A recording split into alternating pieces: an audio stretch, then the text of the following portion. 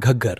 भारत पाकिस्तान की इकलौती मौसमी नदी घग्गर नदी का ये मनोरम दृश्य सिरसा जिला के गांव ओटू का है।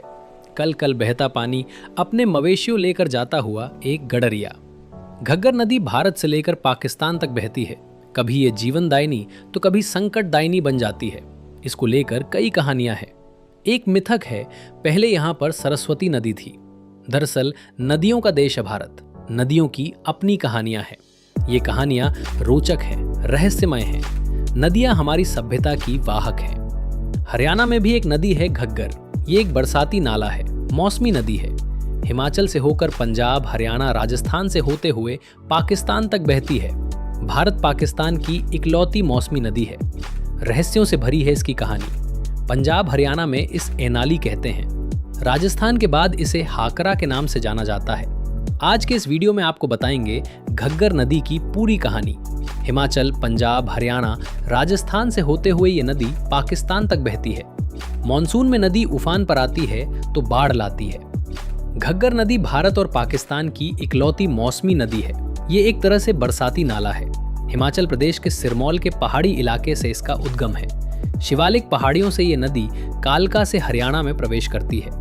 इसके बाद पंजाब के मोहाली से अंबाला, पटियाला, कैथल, संगरूर, फतेहाबाद, मानसा, सिरसा, हनुमानगढ़ और अनूपगढ़ से होते हुए पाकिस्तान तक जाती है।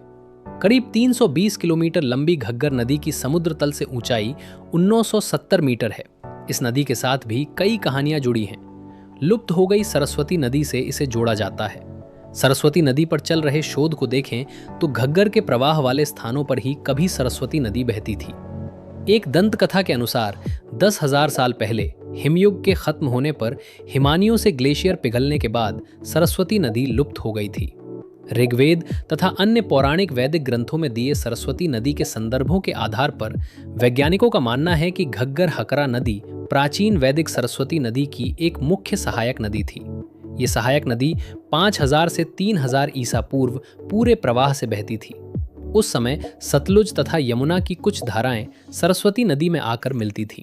इसके अतिरिक्त दो अन्य लुप्त हुई नदियां दृष्टावती और हिरण्यवती भी सरस्वती की सहायक नदियां थीं।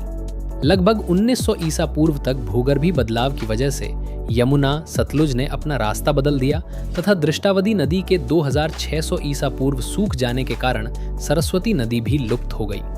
खैर, घग्गर नदी हरियाणा और पंजाब के लिए जीवदायिनी भी रही है। इस नदी के जरिए लाखों हेक्टेयर फसल पकती है। खेत खलिहानों में घग्गर के शिल्ट युक्त पानी से उपज अधिक होती है। संकटदायिनी इस नजरिए से है कि ये नदी मॉनसून में उफान पर आ जाती है। पिछली 2 सदियों में ये नदी करीब 17 बार कहर बरपा चुकी है। खैर, इस नदी के कई रूप हैं। हिमाचल में ये एक झरने के रूप में है। घग्गर मॉनसून के दौरान हिमाचल प्रदेश के शिवालिक पहाड़ियों से उतरती है और फिर पंजाब और हरियाणा से गुजरती है। यहाँ से ये राजस्थान में दाखिल होती है, जहाँ एक द्रोणी में ये तलवारा झील बनाती है। इससे पहले कालका के पास नदी का अलग रूप देखने को मिलता है। यहाँ पर नदी का पानी साफ है। मोहाली के बाद नदी का पानी काला नजर आता है। इस नदी से राजस्थान और हरियाणा में कई नहरें भी निकाली गई हैं। घग्गर नदी की कुछ उपनदियां भी हैं।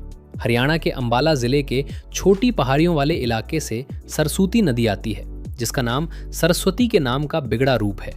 ये पंजाब में शतराना के पास घग्गर में मिल जाती है। सरदूलगढ़ के पास सतलुज नदी की एक छोटी सी धार घग्गर में मिला करती थी, लेकिन अब सूख चुकी है।